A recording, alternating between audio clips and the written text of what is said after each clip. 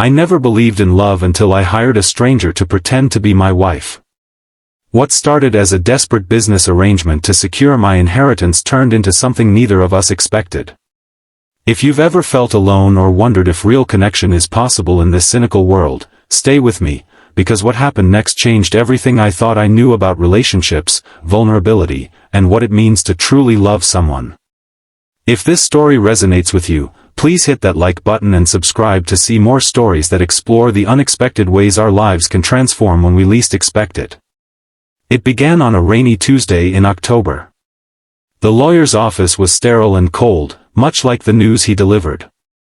My grandfather, the only family member who ever truly cared for me, had passed away. His will contained a stipulation that seemed impossible: I would inherit his estate, worth millions, only if I was married by my 30th birthday.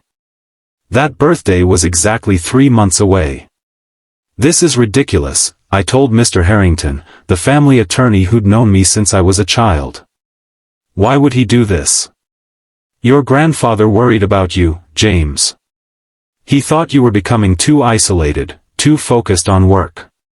He wanted you to find happiness, connection." I laughed bitterly.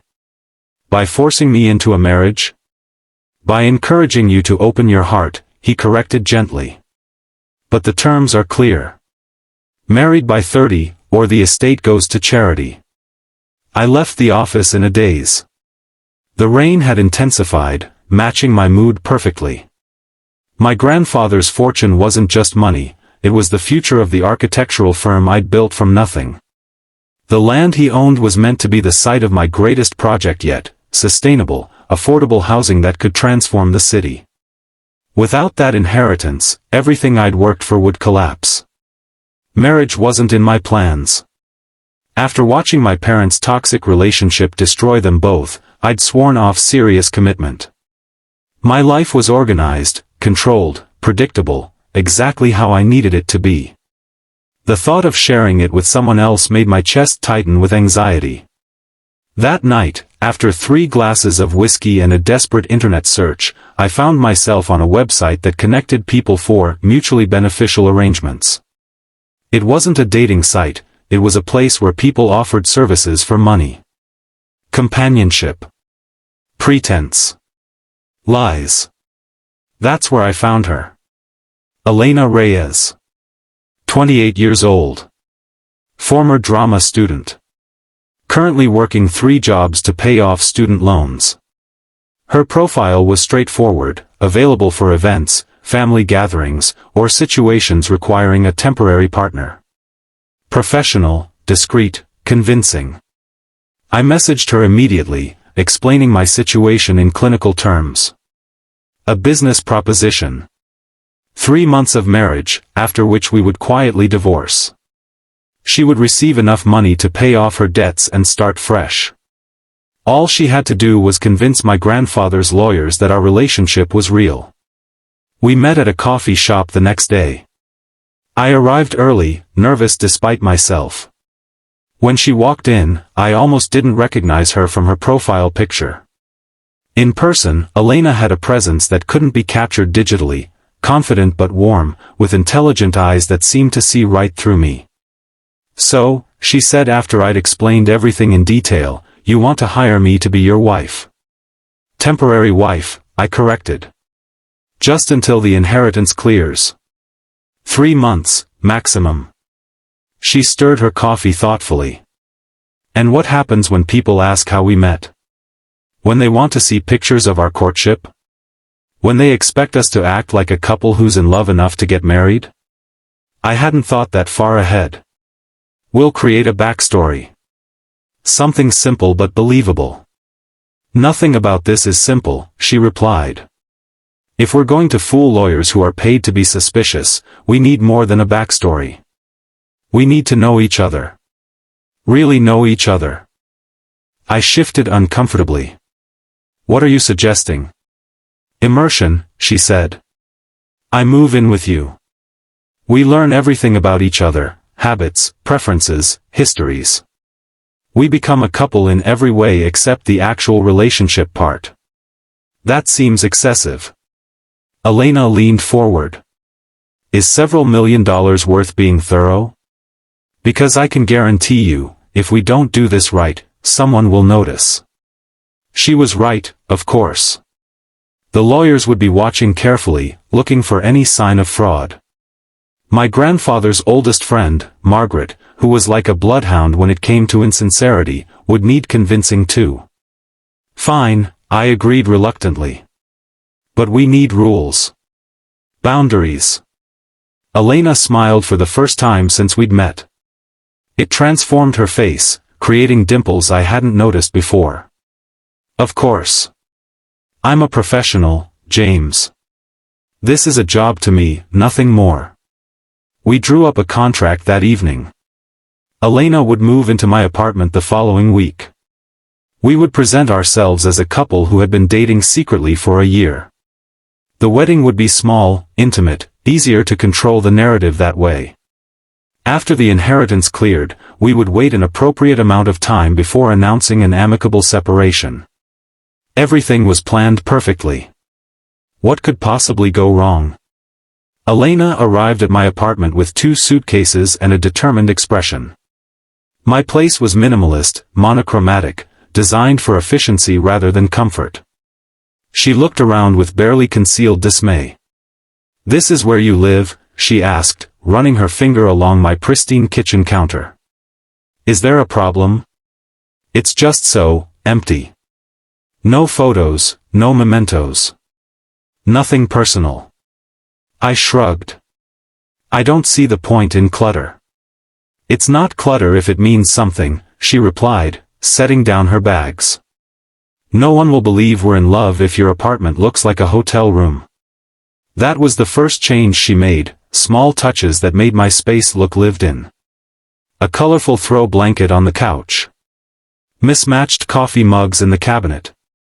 A framed photo of us that she insisted we take, heads pressed together, smiling as if we shared a secret. The second change was to my routine. I was used to working late, eating whatever was convenient, falling asleep to the sound of architectural podcasts. Elena instituted couple time, cooking dinner together, watching movies, taking walks through the neighborhood. "No one will believe we're married if we don't know how to exist in the same space," she explained when I protested. The third week, she insisted we share our pasts. Real information, not the sanitized version I'd prepared. "Tell me about your parents," she said one night as we sat on opposite ends of the couch, the remains of dinner between us. "They're not relevant to our arrangement." "They're relevant to who you are," she countered. "And if I'm supposed to be in love with you, I need to know who you are." I relented, telling her about my father's ambition and my mother's resentment. How they used me as a weapon in their war against each other. How my grandfather had been my refuge, teaching me about architecture and showing me that buildings, unlike people, could be trusted to remain standing if built properly. Elena listened without interruption, her eyes never leaving my face. When I finished, she shared her own story, growing up in a loving but struggling immigrant family, discovering theater as an escape, the crushing disappointment when her acting career stalled before it began. "Is that why you do this?" I asked. "Pretend to be someone else for money?" She didn't take offense. "I'm good at it. And it pays better than waiting tables. But no, it's temporary. I'm saving for graduate school, social work. I want to help kids who don't have anyone in their corner." I found myself admiring her determination. It was familiar, the same drive that had pushed me through architecture school while working construction jobs to pay tuition. By the time we scheduled our courthouse wedding, 1 month after our arrangement began, something had shifted between us. We moved around each other with ease, anticipating needs, sharing spaces. Our backstory had become so detailed that sometimes I caught myself believing parts of it.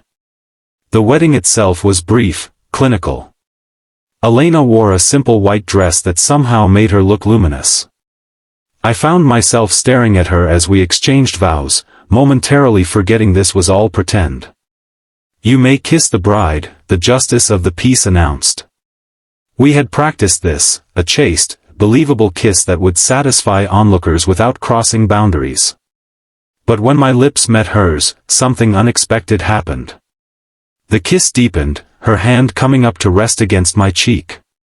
When we pulled apart, we were both breathing harder than we should have been. "Very convincing," whispered Margaret, my grandfather's friend who had insisted on attending as a witness. Her eyes were suspiciously damp. He would have been so happy to see this. The guilt hit me like a physical blow. My grandfather had wanted me to find love, not fabricate it. For the first time, I questioned what we were doing. That night, back at the apartment, our apartment now, legally, Elena found me on the balcony, staring at the city lights. "Second thoughts?" she asked, joining me at the railing. "Just thinking about my grandfather. He wanted me to be happy." "Are you?" "Happy, I mean." The question caught me off guard. "I don't think about happiness. I think about goals, achievements." Elena turned to face me. "That's the saddest thing I've ever heard." "It's practical," I defended. "Happiness is subjective, temporary. Buildings last. So does loneliness," she said quietly. "If you let it." The weeks that followed were confusing. We settled into married life with surprising ease. Elena found part-time work at a community theater, teaching drama to children. I found myself leaving the office earlier, looking forward to coming home. Home, not just my apartment anymore. We developed inside jokes, shared references. She knew how I took my coffee, I knew which movies would make her cry. We debated politics, architecture, whether cereal was soup. We grocery shopped and did laundry and assembled furniture from IKEA without killing each other. It felt dangerously close to real. The inheritance cleared 2 months after our wedding. Mr. Harrington called to congratulate us, saying he hadn't seen such a genuine connection in years. The land was mine. The money was secured. Our arrangement had succeeded perfectly. That night, I found Elena packing her things. "What are you doing?" I asked, though it was obvious. "The job is done," she said without looking at me. "You got your inheritance. I'll get my payment." That was our agreement. We still have another month on the contract. She finally met my eyes. "Do we really need to keep pretending? No one's watching anymore." The thought of her leaving made my chest ache in a way I didn't understand. "What about the divorce?" "We agreed to wait at least 6 months to avoid suspicion. We can handle that remotely. I've been offered a position with a theater company in Chicago. It starts next month." "Chicago?" The word felt like a stone in my throat. "You never mentioned that." "It wasn't relevant to our arrangement."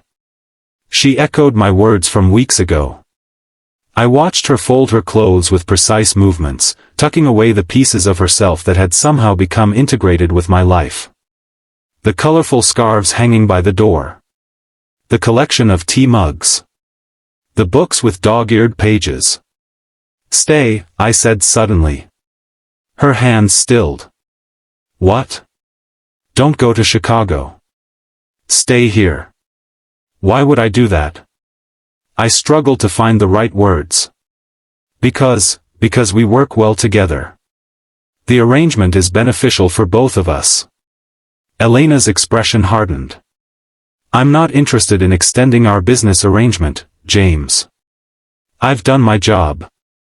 I've earned my payment." "That's not what I meant." "Then what did you mean?" I couldn't answer. I didn't know myself. All I knew was that the thought of returning to my organized, efficient, empty life was suddenly unbearable. She left the next morning. I transferred the agreed-upon sum to her account and threw myself into work. The sustainable housing project moved forward. I should have been satisfied, I had everything I'd wanted. Instead, I found myself standing in an apartment that felt too quiet, too sterile, despite the touches she'd left behind. I kept finding evidence of her, a forgotten earring, a note in the margin of a book, the scent of her perfume on a pillow. 3 weeks after she left, I found myself in Chicago. I hadn't planned the trip. I'd simply boarded a plane, rented a car, and driven to the address of the theater company listed on their website. I sat in the parking lot for an hour, questioning my sanity. What was I doing here? What would I even say to her? We'd had a business arrangement, nothing more. The fact that I missed her laugh, her challenging questions, the way she hummed while cooking, none of that was relevant. I was about to start the car and leave when I saw her exit the building. She was surrounded by children, demonstrating something with expansive gestures that made them giggle. Her face was animated, alive in a way that made my chest tighten. One of the kids spotted me watching and pointed. Elena turned, her expression shifting from confusion to shock when she recognized me. She said something to the children, then walked toward my car. I got out, suddenly aware that I had no plan, no prepared speech. James? What are you doing here? I don't know, I admitted. I just needed to see you. She crossed her arms. Why? Because I miss you. The words felt foreign in my mouth. Because my apartment doesn't feel right without you in it. Because I keep thinking of things I want to tell you, and then remembering you're not there. Those are feelings, not reasons. Maybe feelings can be reasons, I said, surprising myself. Maybe my grandfather was right. Maybe I've been hiding from the things that matter. Elena's expression softened slightly. What are you saying, James? I'm saying I think I'm falling in love with you. For real. And I know that wasn't part of our arrangement, and I know you have every right to walk away. But before you do, I needed you to know. She was quiet for so long that I began to regret coming. Finally, she spoke. Do you know what I realized after I left? I realized I'd been acting for so long, in auditions, in temporary roles, in our arrangement, that I'd forgotten what it felt like to be genuinely myself with someone. Until you. Hope flickered in my chest. What does that mean? It means I missed you too. It means I've been staring at my phone for 3 weeks, wanting to call but not knowing what to say. It means I'm scared because this wasn't supposed to be real. I took a step toward her. But it is real. Isn't it? She nodded, her eyes bright with unshed tears. It's the most real thing I've ever felt. I reached for her hand, half expecting her to pull away. She didn't. Her fingers intertwined with mine, warm and familiar. So what now? She asked. Now we start over. No contracts, no arrangements. Just us, figuring it out together. If you want to. Elena smiled, that transformative smile that had first caught my attention months ago. I think I'd like that. We didn't have all the answers that day. We didn't know if she would move back, or if I would relocate, or how we would bridge the distance in the meantime. But for the first time in my life, I wasn't trying to control every variable. I was simply allowing myself to feel, to hope, to fear, to love. My grandfather's final gift wasn't the inheritance. It was the push I needed to let someone into my carefully constructed world. To discover that the right person doesn't threaten your independence, they enhance your life in ways you never imagined possible.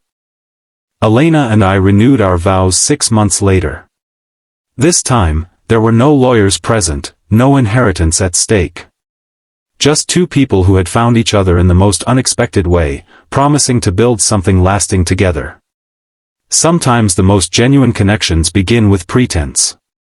Sometimes we have to play a role before we can discover who we really are. And sometimes, the person hired to change your circumstances ends up changing your heart instead. If you've enjoyed this journey of unexpected love and transformation, please like this video and subscribe to the channel for more stories that remind us how life's detours often lead us exactly where we need to be.